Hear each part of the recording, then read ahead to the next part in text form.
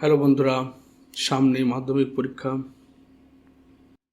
এর আগের ভিডিওগুলোতে আমি বিভাগ ক এবং বিভাগ খকে নিয়ে অনেকগুলো কোয়েশ্চেন তোমাদের ডিসকাস করেছি সঙ্গে।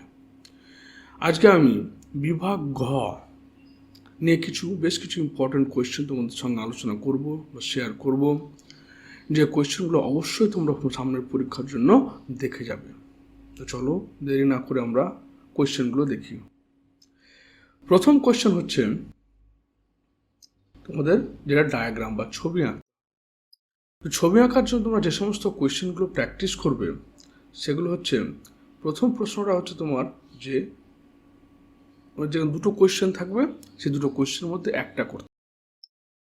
তো একটা কোয়েশ্চেন তোমাকে করে একটা আদর্শ নিউরনের পরিষ্কার চিত্র অঙ্কন করে নিম্নলিখিত অংশগুলো চিহ্নিত করো।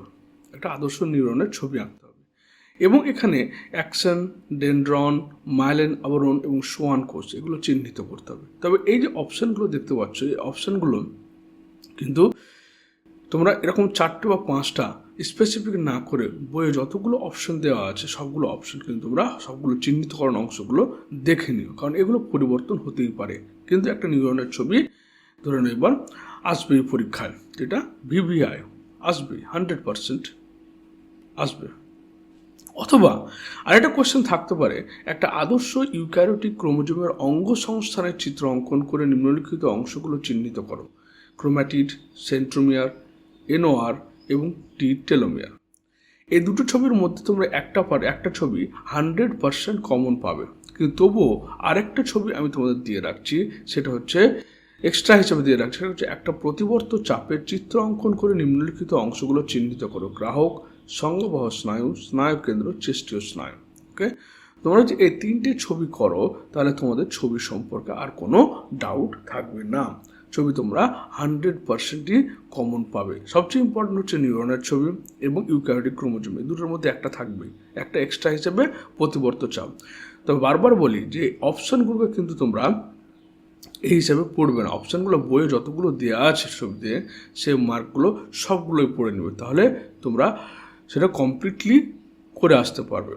এবার 2 নম্বর কোয়েশ্চেনে যে কোয়েশ্চেনগুলো তোমরা ইম্পর্টেন্টভাবে পড়বে, যে উদ্ভিদ কোষ ও প্রাণী কোষের সাইটোকাইনেসিসের পার্থক্য লিখো।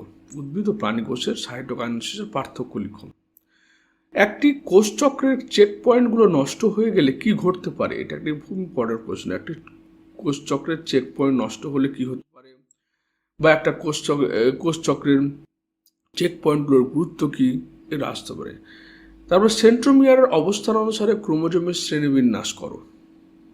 আর মাইটোসিস কোষ বিভাজনের বিভিন্ন দশাগুলো চিত্র সহযোগে আলোচনা করো। এই প্রশ্নটা থেকে তুমি একটা প্রশ্ন পাবে, হয়তো তোমাকে সবগুলো না দিয়ে হয়তো শুধু মেটাফেজ ক্রোমোজোমের চিত্র দিল, বা হয়তো অ্যানাফেজ দিল, যেটা অ্যানাফেজটা চলে এসছে এর আগের বছরে, বা টেলোফেজ দিল, এটা দিতে পারে। অথবা সপুষ্পক উদ্ভিদের যৌন জনন বা দিননিষেক প্রক্রিয়াটি সম্বন্ধে লিখো। এটা খুব ইম্পর্টেন্ট কোশ্চেন। এবার এই কোশ্চেনগুলো কিন্তু একটাও ছাড়বে না, অবশ্যই পড়ে ফেলবে। অযৌন জননের 3টি পদ্ধতি লিখো। এটা একটা ইম্পর্টেন্ট কোশ্চেন। তাহলে এখানে 2 নম্বর কোশ্চেনের জন্য এই কোশ্চেনগুলো তুমি রেডি করতে পারো। 3 নম্বরের জন্য হচ্ছে, অনেক সময় দেখা যায় যে বাবা এবং মায়ের উভয়ের স্বাভাবিক, কিন্তু তাদের ছেলে বর্ণান্ধ বা হিমোফিলিয়া আক্রান্ত। এটি কিভাবে সম্ভব তা চেকার বোর্ডের সাহায্যে দেখাও। এই প্রশ্নটা 100% আসবেই, কিন্তু এখানে তোমার হয়তো এখানে বর্ণান্ধ এর আগের বছর চলে এসছে। তো এই দুটো ডিজিজ, বর্ণান্ধ, হিমোফিলিয়া এবং থ্যালাসেমিয়া, এই 3টে রোগ যদি তোমরা করে রাখো, তো যে কোনো দুটো কোয়েশ্চেন তোমরা পাবে, দুটো কোয়েশ্চেন পাবে। হিমোফিলিয়া, এবার এবছরের জন্য হিমোফিলিয়া এবং এখানে একটা থ্যালাসেমিয়া রয়েছে, এই দুটো কোয়েশ্চেন অবশ্যই তোমরা করবে। হিমোফিলিয়া বা থ্যালাসেমিয়া থেকে হয় দুটোই, না হলে একটা কোয়েশ্চেন 100% পাবে। থ্যালাসেমিয়া রোগের উপসর্গগুলি লিখো। মানুষের লিঙ্গ নির্ধারণে ওয়াই ক্রোমোজোমের গুরুত্ব লিখো। এই প্রশ্নগুলো কিন্তু খুবই ইম্পর্টেন্ট, যেগুলো বারবার বিভিন্ন স্কুলে রিপিট হয়েছে। এরপর 3 নম্বরের যে কোয়েশ্চেনটা হলো, 3 নম্বরের কোয়েশ্চেনটা এটা হলো। এবার 4 নম্বরের যে কোয়েশ্চেনটা তোমরা পড়বে, যে হৃৎপিণ্ডের প্রমাণের মাধ্যমে দেখাও মৎস্য থেকে উদ্বর্তনগতভাবে স্তন্য প্রাণীর সৃষ্টি হয়েছে। এটা কিন্তু খুব এবছরের জন্য খুব ইম্পর্ট্যান্ট কোয়েশ্চেন, গত বছরের কোয়েশ্চেনটা আসেনি। সমসমস্ত সমবৃত্তীয় অঙ্গের উদাহরণ সহযোগে পার্থক্য দেখাও। খুব ইম্পর্টেন্ট কোয়েশ্চেন, কারণ সমসমস্ত সমবৃত্তীয় থেকে কিন্তু একটা এখানে শর্ট কোয়েশ্চেন থাকবেই, কিন্তু বড় কোয়েশ্চেন এখান থেকে একটা থাকতে পারে। হয় সমস্ত সমবৃত্তীয় অঙ্গ হিসেবে দিল, বা বললো কি যে কনভার্জেন্ট এবং ডাইভার্জেন্ট ইভলিউশন, ওকে, অপকেন্দ্রীয় এই বিবর্তন সম্পর্কে বা অভিকেন্দ্রিক বিবর্তন সম্পর্কে লিখো। আবার হট ডাইলিউট সাপ, স্যুপ এবং কোয়াসারবেট, এই দুটোর মধ্যে একটা সংজ্ঞা হয়তো তোমাদের থাকবে।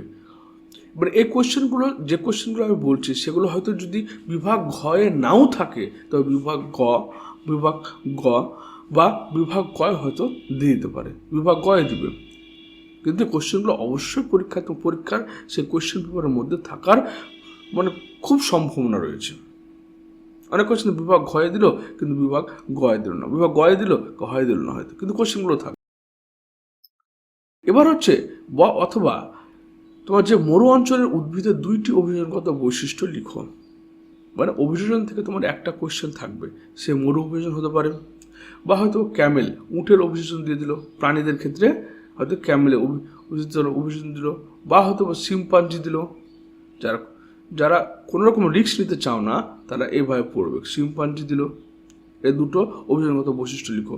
বা হয়তো তোমাকে দিয়ে দিল যে হানিবিজ, মৌমাছিদের যে অভিযোজন সেই সম্পর্কে লিখো।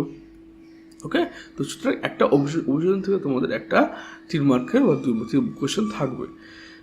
তারপর আকারের বৃদ্ধি, পায়ের আঙ্গুলের সংখ্যা হ্রাস, পায়ের 3 নম্বর আঙ্গুলের দৈর্ঘ্য প্রস্থ বৃদ্ধি, ঘোড়ার জীবাশ্মের ইতিহাস কীভাবে 3টি বৈশিষ্ট্যের ভিত্তিতে জৈব অভিব্যক্তির মতবাদের সাপেক্ষে সাক্ষ্য দেয় তা লিখো। এই কোয়েশ্চেনটা কিন্তু গত বছর বিভাগ গয়ে এসেছে, 2 নম্বর হিসেবে এসেছে, কিন্তু এবার কিন্তু 3 নম্বর 5 নম্বর হিসেবে আসতে পারে। খুব ইম্পর্টেন্ট কোয়েশ্চেন একটা। যোগ্যতমরে আছে বাঁচার অধিকার, উক্তি যথার্থতা প্রমাণ করো। অর্থাৎ ডারউইনবাদ যেটা রয়েছে সেই ডারউইনবাদটা তোমাদের খুবই ইম্পর্টেন্ট, ডারউইনিজম। এখানে আরেকটা কোয়েশ্চেন যদি করতে পারো, সেটা হচ্ছে যে তোমার আপত্য বৈশিষ্ট্য বংশানুসারণে সঞ্চারিত হয়, এটা করতে পারো। আপত্য বৈশিষ্ট্যগুলি বংশানুসরণে সঞ্চারিত হয়, বংশানুসরণে সঞ্চারিত হয়। উক্তিটি ব্যাখ্যা করো, উদাহরণ সহযোগে ব্যাখ্যা করো। ল্যামার্কের যে থিওরি, সেই ল্যামার্কের থিওরির মাধ্যমে ব্যাখ্যা করতে হবে। তো এই কোয়েশ্চেনগুলো যদি করো তাহলে 4 নম্বরের কোয়েশ্চেনটা তোমাদের ফুলফিল হয়ে যাবে। এরপরে চলে আসছে 5 নম্বর কোয়েশ্চেন।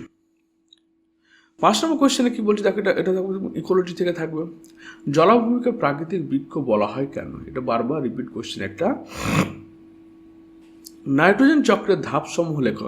নাইট্রোজেন চক্র এবছরের জন্য মানে কি বলবো, মোর দ্যান 98% কমন, যে নাইট্রোজেন চক্র তোমাদের পরীক্ষায় আসবে। সেইভাবে কোয়েশ্চেনটা আসতে পারে। নাইট্রোজেন চক্রের ধাপসমূহ লিখো, বা মানুষের ক্রিয়াকলাপের ফলে নাইট্রোজেন চক্র কিভাবে বিঘ্নিত ঘটছে সেটা আসতে পারে। বা তোমার হচ্ছে যে বিভিন্ন মিথজীবী ব্যাকটেরিয়া দ্বারা নাইট্রোজেন চক্র কিভাবে সম্পন্ন হচ্ছে সেগুলো লেখো। বা অনেক সময় ভাবে কোয়েশ্চেন আসতে পারে। আর এমনিতে তোমার মানে বিভাগ ক্ষয়ের যে এমসিকিউ কোয়েশ্চেনগুলো বা বিভাগ ক্ষয়ের যে কোয়েশ্চেনগুলো থাকবে সেই কোয়েশ্চেনগুলো থাকবে, সেখানে হয়তো একটা নাইট্রো ব্যাকটেরিয়ার নাম, মানে একটা নাইট্রিফিকেশন ব্যাকটেরিয়ার নাম বলো, একটা অ্যামোনিফিকেশন ব্যাকটেরিয়ার নাম বলো, বা একটা তোমার ডিনাইট্রিফিকেশন ব্যাকটেরিয়ার নাম বলো, 100% থাকবে। তো নাইট্রোজেন চক্রকে এবার কোনোভাবে বাদ দেওয়া যাবে না। দ্বিতীয় হচ্ছে সুন্দরবনের পরিবেশগত সমস্যাগুলো লিখো। এটা কিন্তু মোস্ট ভিভিআই কোয়েশ্চেন একটা, ওগুলোকে একটাও বাদ দেবে না।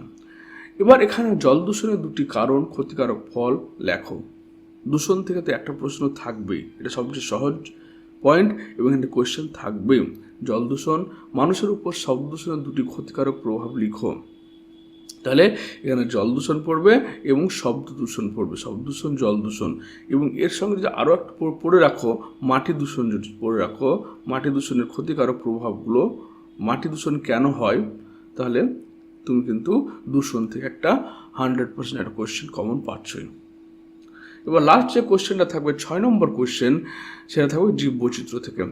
এবার হটস্পট নির্ধারণের শর্তগুলি লেখো, এটা খুব ইম্পর্টেন্ট, এবছরের জন্য খুব ইম্পর্টেন্ট একটা টপিক, হটস্পট নির্ধারণ শর্তগুলি।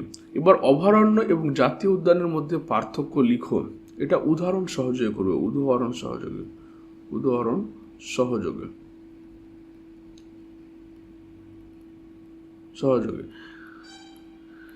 জীববৈচিত্র্য সংরক্ষণের JFM এর গুরুত্ব লিখো, এর আগের বছর কিন্তু PBR চলে এসছে, সুতরাং JFM এবারের জন্য একটা ভেরি হট টপিক, আসবে পরীক্ষায়, ভালো করে পড়ে নেবে। অথবা বিশ্ব উষ্ণায়ন জলবায়ু পরিবর্তনের ফলে জীববৈচিত্র্যের সংখ্যা কিভাবে হ্রাস পাচ্ছে, মানে আমার কথা হচ্ছে যে বায়োডাইভার্সিটি লস কিভাবে হচ্ছে। এখানে দুটো পয়েন্ট দিয়েছি আমি, সেটা হচ্ছে বিশ্ব উষ্ণায়ন এবং জলবায়ুর পরিবর্তন কীভাবে হচ্ছে তা লিখুন। ভারতের একশৃঙ্গ গন্ডার সংরক্ষণ বাড়ানোর জন্য 2টি সংরক্ষণ সংক্রান্ত প্রস্তাব, এটা একশৃঙ্গ গন্ডার হতে পারে, এটা হচ্ছে কি টাইগার হতে পারে, বা রেড পান্ডা, ক্রোকোডাইল হতে পারে, ক্রোকোডাইল। এই 3টে জিনিস তোমরা করে নিবে, তাহলে এখান থেকে একটা 100% একটা কোয়েশ্চেন পাবে তুমি। এখানে একশৃঙ্গ গন্ডার হতে পারে, টাইগার হতে পারে, ক্রোকোডাইল হতে পারে, 2টো সংরক্ষণ সংক্রান্ত প্রস্তাব। যে প্রশ্নগুলো তোমাদের সঙ্গে আলোচনা করলাম বিভাগ ঘ সম্পর্কে, এই প্রশ্নগুলো কোনো মতেই ছেড়ে যাবে না, এগুলোকে অবশ্যই করে যাবে যদি তোমরা ভালো রেজাল্ট করতে চাও। তো এই হচ্ছে আমার বিভাগ ঘয়ের কোয়েশ্চেনগুলো অবশ্যই পড়বে। তো বেস্ট অফ লাক সব মাধ্যমিক ক্যান্ডিডেটদের জন্য, ভালো করে পড়াশোনা করো। কোনো কিছু জানার ইচ্ছে হলে অবশ্যই কমেন্ট বক্সে কমেন্ট করো। Thank you.